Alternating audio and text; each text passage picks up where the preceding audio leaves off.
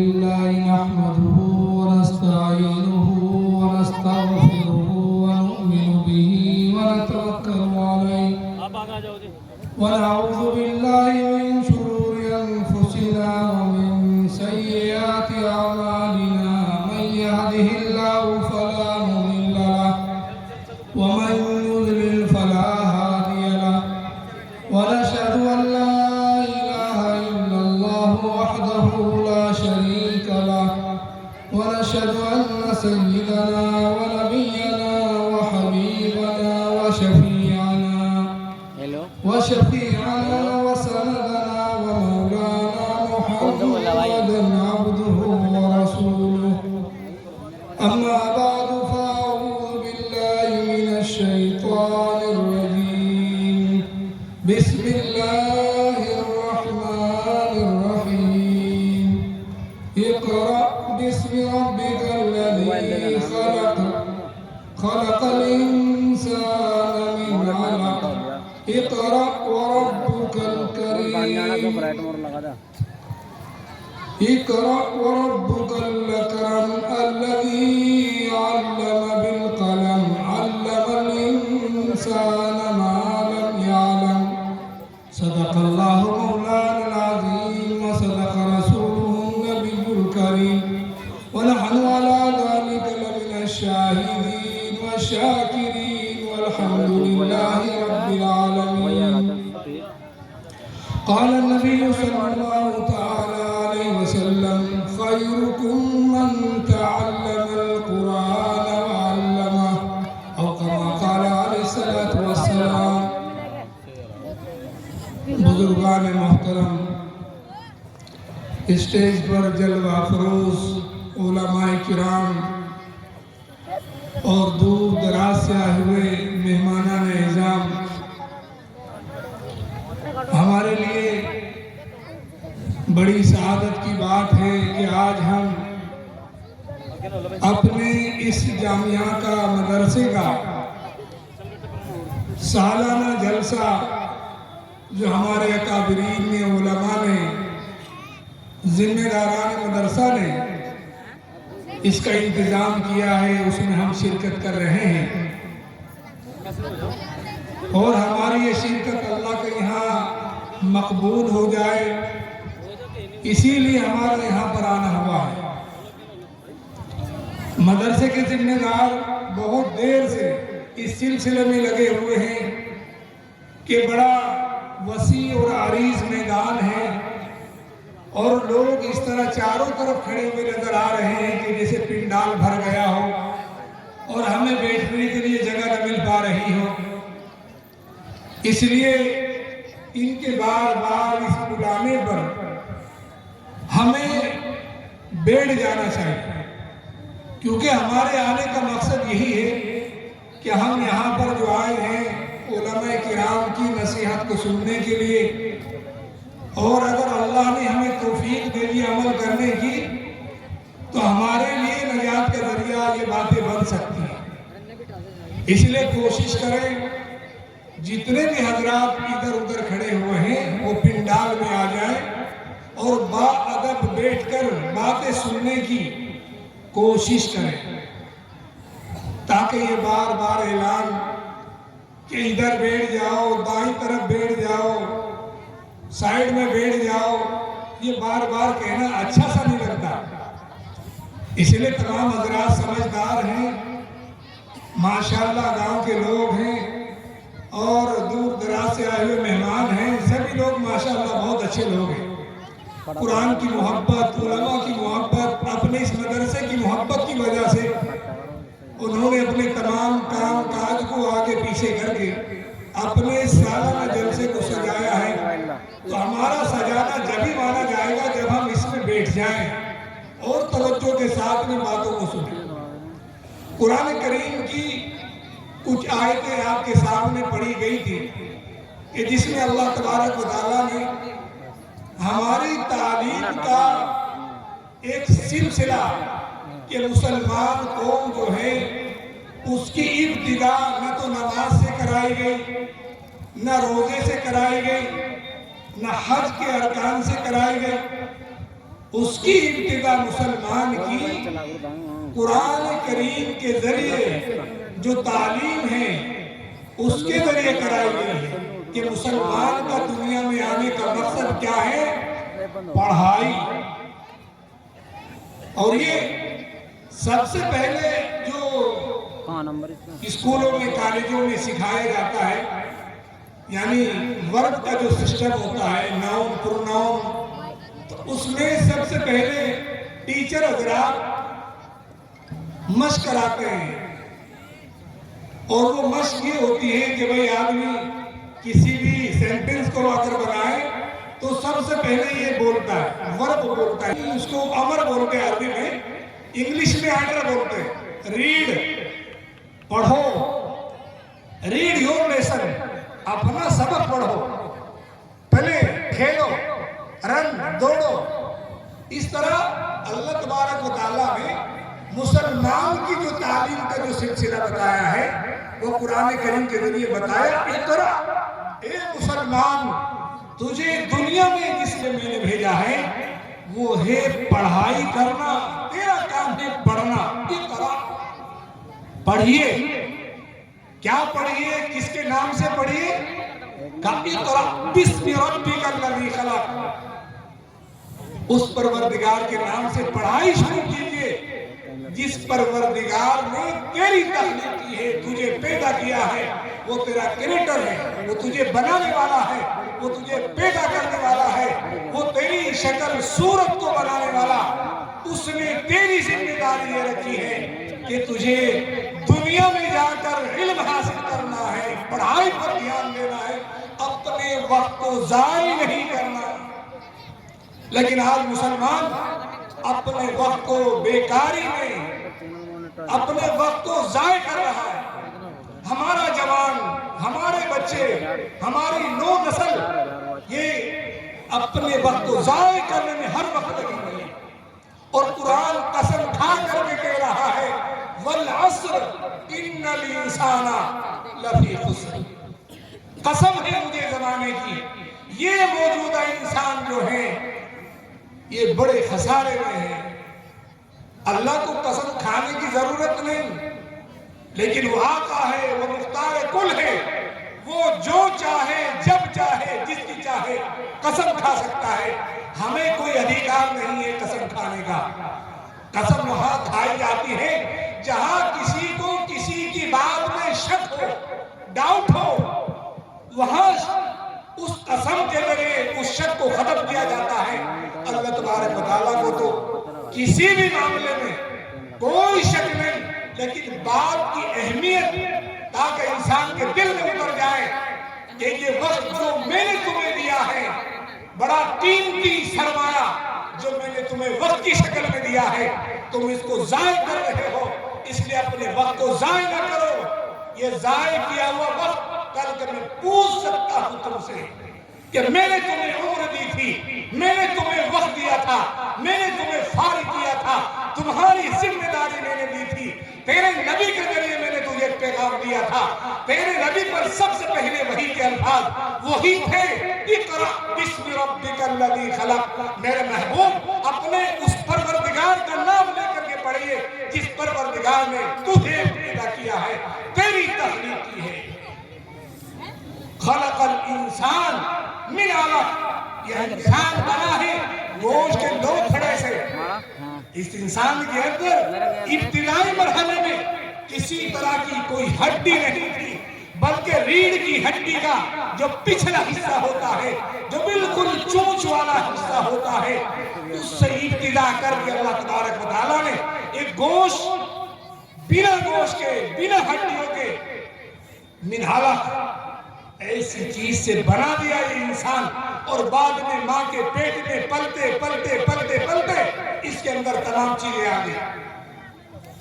لیکن یہ انسان اپنے اعتبار سے کچھ اور کرنے کے لیے تیار نہیں کہ میری ابتدا کرنے والا مجھے پالنے والا مجھے روزے دینے والا میری تعلیم کا انتظام کرنے والا مجھے ابتدا میں سبق اور لیسن دینے والا وہ پروردگار کہ جس نے مجھے ایک میدان میں اکٹھا کیا تھا اور سب سے پہلے مجھ سے ایک عہد و پیمان لیا تھا، ایک ایگریمنٹ لیا تھا، ارے انسانوں میں تمہیں پیدا کر رہا ہوں، لیکن مجھے یہ بتاؤ الست بربکم، کیا میں تمہارا پالنہار نہیں ہوں؟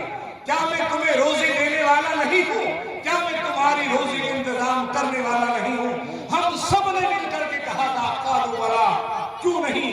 پروردگار تو ہی ہمارا پالنہار ہے، تو ہی ہمیں روزی دینے والا ہے۔ جب ہم خدا کے سامنے عہد و پیمان کر چکے ہیں، اب اپنے آپ کو کیوں ضائع کر رہے ہیں؟ اپنے وقت کو کیوں ضائع کر رہے ہیں؟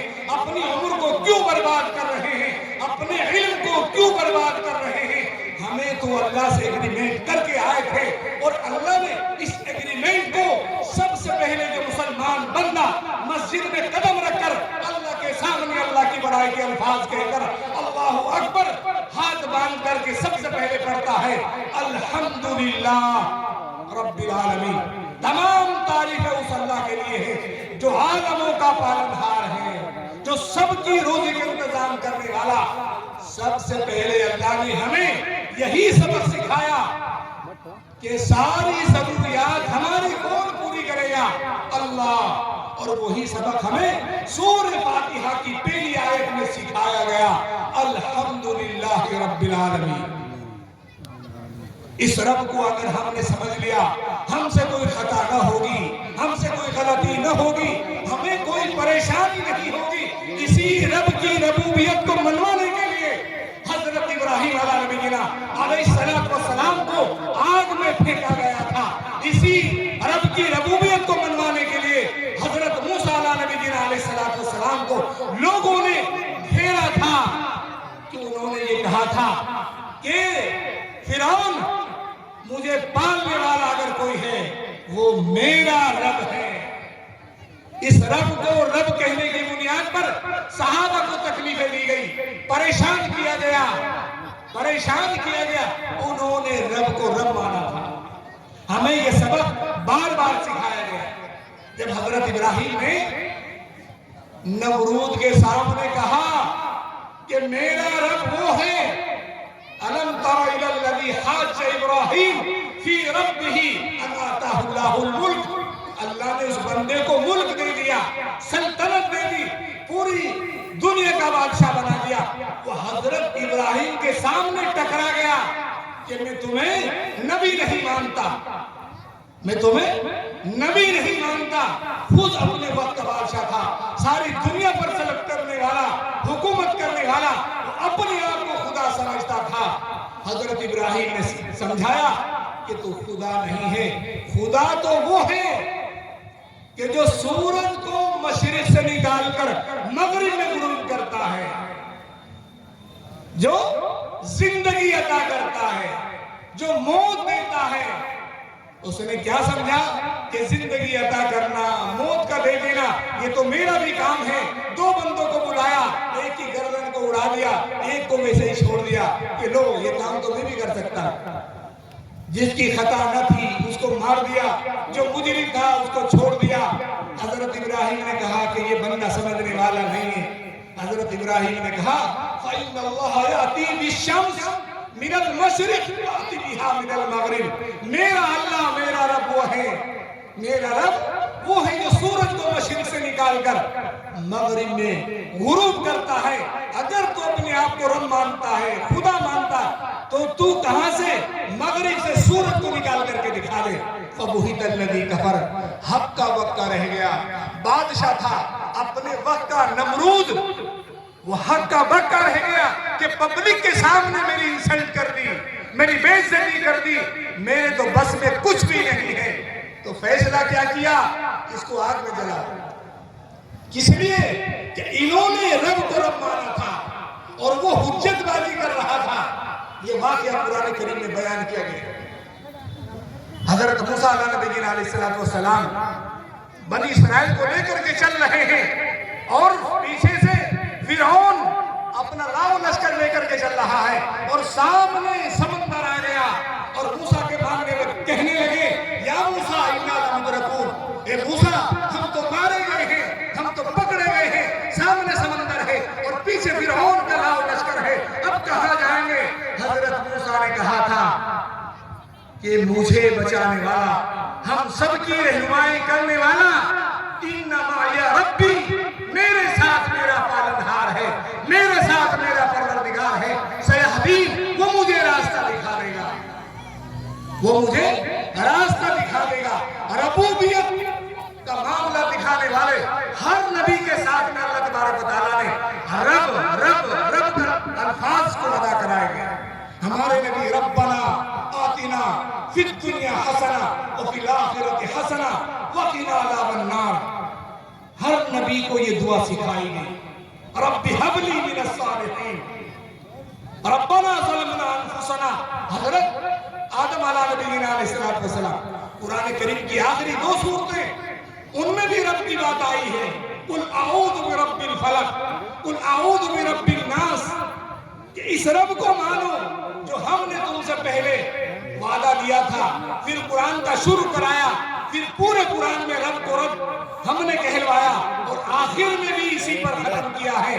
اور جب ہماری زندگی ختم ہو جائے گی اور ہمیں قبر کے حوالے کر دیا جائے گا، سب سے پہلے ہمارے رشتہ دار چارپائی تخت وغیرہ چادر لے کر کے نکل چکے ہوں گے، قبرستان کے کنارے پر پہنچ چکے ہوں گے، 2 فرشتے آئیں گے منکر نکیر کی شکل میں، وہ سب سے پہلے سوال کریں گے، کوسچن ڈالیں گے، من ربک، مجھے بتا تجھے دنیا میں پالتا کون تھا، تیری پرورش کا انتظام کس نے کیا تھا، تجھے پالنے والا کون تھا، تجھے روزی دینے والا کون تھا۔ آج ہم اس روزی کے چکر میں اپنے خدا کو بھول گئے، تعلیم کو بھول گئے، علماء کو بھول گئے، تمام چیزوں کو ہم نے پسے پھٹ ڈال دیا، جبکہ مسلمان کا کام کیا تھا؟ مسلمانوں کی تعریف کرنے والا وہ پیغمبر کہ جس نے کہا تھا حضرت عمر کے سامنے، حضرت ابوبکر صدیق کے سامنے، حضرت عثمان غنی کے سامنے، حضرت علی کے سامنے پورا مجمع بیٹھا ہوا تھا، اور نبی کی زبان پر الفاظ جاری تھے، خیرکم من تعلم القرآن وعلمہ، میرے صحابہ ابوبکر صدیق، حضرت عمر فاروق رضی اللہ تعالیٰ عنہ، حضرت عثمان غنی رضی اللہ تعالیٰ عنہ، حضرت علی کرم اللہ وجہہ، تم اس مجمع میں تشریف فرما ہو، لیکن میری بات یاد رکھنا، تم میں سب سے بہتر اگر کوئی شخص ہے تو وہ شخص ہے جو قرآن کریم کو پڑھ رہا ہو، جو قرآن کریم کو پڑھا رہا ہو۔ یہ کس کے سامنے اعلان کیا جا رہا ہے؟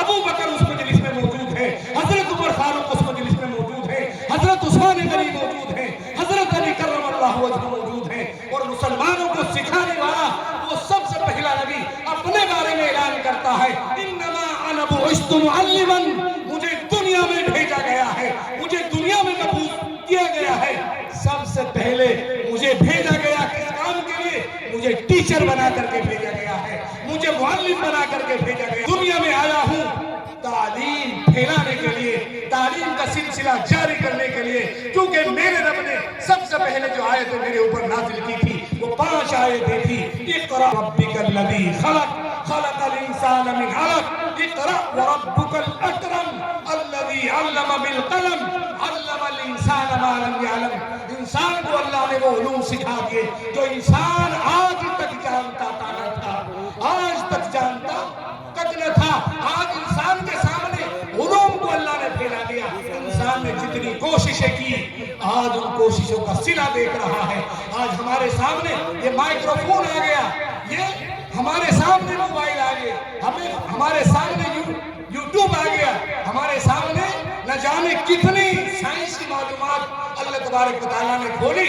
حضرت آدم کے زمانے میں اللہ نے علم کا سلسلہ جاری کیا اور فرمایا وَعَلَّمَ آدَمَ الْأَسْمَاءَ كُلَّهَا ثُمَّ عَرَضَهُمْ عَلَى الْمَلَائِكَةِ، میں نے حضرت آدم کے سامنے تمام علوم کھول کر کے رکھ دیے تھے، ساری چیز کا علم میں نے ان کو دیا تھا جو ان کے زمانے کی ضروریات تھی، میں نے وہ تمام چیزیں فرشتوں کے سامنے رکھی، تو فرشتے جواب نہ دے سکے، ان باتوں کا جواب نہ دے سکے، اور کہنے لگے سبحانک لا علم لنا الا ما علمتنا، پروردگار عالم ہمیں زیادہ معلومات نہیں ہیں سوائے ان معلومات کے جو آپ نے ہمیں سکھایا تھا، بتایا تھا۔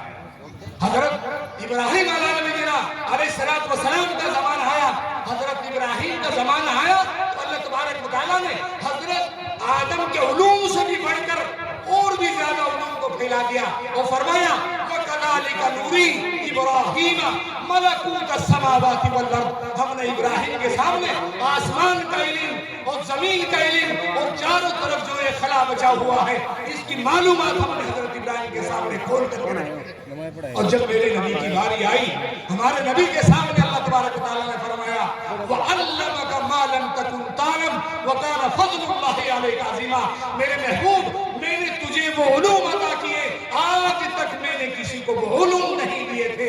आज तक आपको उन उलूम के जरिए कुछ भी मैंने वो उलूम दिए, इससे पहले आप कुछ भी न सीखे हुए थे न जानते थे, मैंने वो तमाम उलूम आपके सीने में उतार दिए।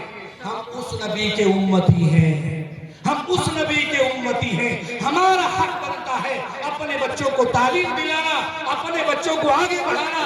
मुफस्सिर कुरान बनाने वाले हम हैं और साइंसदान बनाने वाले हम हैं। एक वक्त था कि बड़े बड़े हुक्मरान, बड़े बड़े साइंसदान मुसलमानों में पैदा होते थे, और आज हमारी पस्ती का हालत ये है, हर जगह पर जलसों में सबसे पहले यही वादो नसीहत कराई जाती है कि मुसलमान पिछड़ता जा रहा है, मुसलमान बैकवर्ड होता जा रहा है, मुसलमानों के बच्चे तालीम से नफरत करके न जाने अपने वक्त को कैसे जाया कर रहे हैं।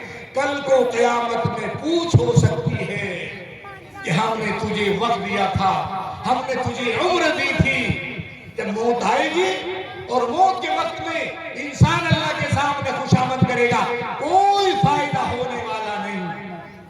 इसलिए अल्लाह की दी हुई इस सेहत को, तंदुरुस्ती को, इस वक्त को गनीमत जानो और इसे अपने वक्त पर लगाने की कोशिश करो, अपने काम में लगाने की कोशिश करो।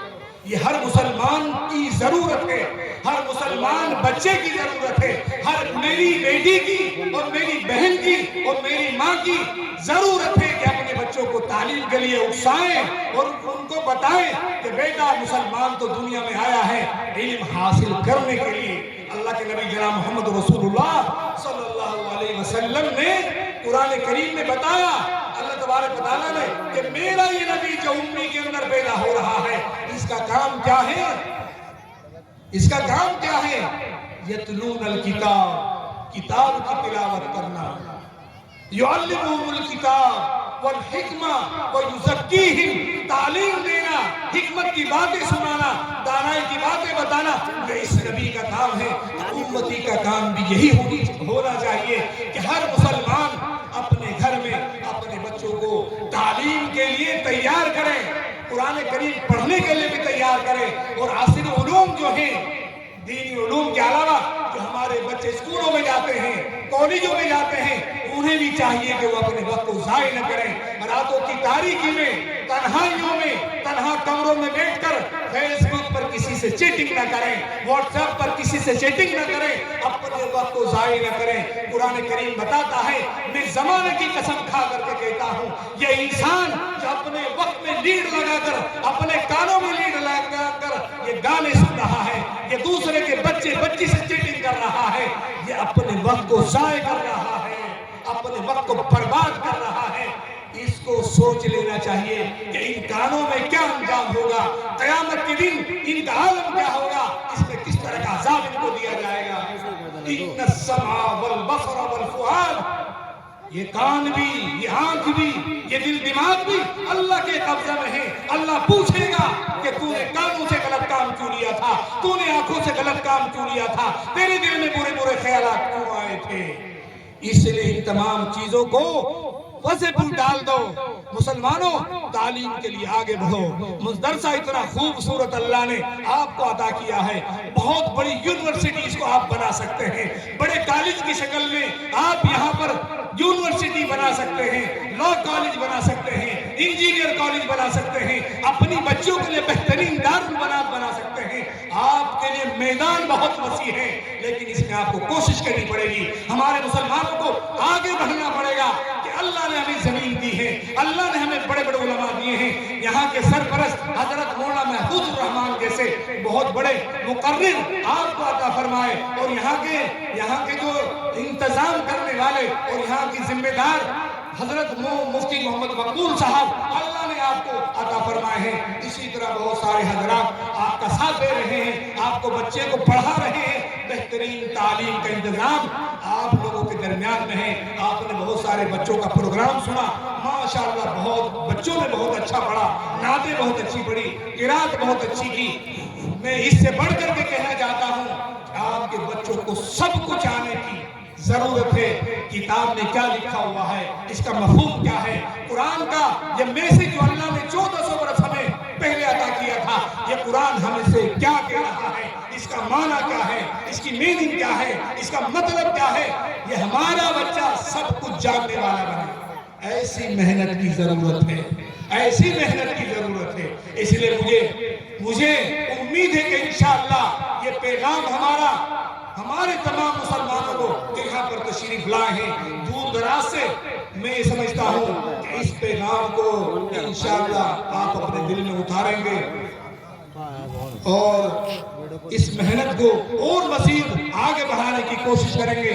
और इसके लिए जवान भी आगे आएंगे कि जिनके पास वक्त है, अल्लाह ने दे रखा है, वो अपने कॉलेजों से फारिग होकर, वहाँ की तालीम से फारिग होकर मदरसे से जुड़ने की कोशिश करें, मस्जिदों में जो आइम्मा हज़रात हैं उनसे जुड़ने की कोशिश करें और थोड़ा अपनी नमाज पर ध्यान दें, अपने इस्लाम पर ध्यान दें, अपने लिबास पर ध्यान दें। अपनी जिंदगी को बदलने की जरूरत है। अगर आप नहीं बदलेंगे तो जमाना आपको बदल देगा और न जाने आप कहां से कहां पर पहुंच जाएंगे।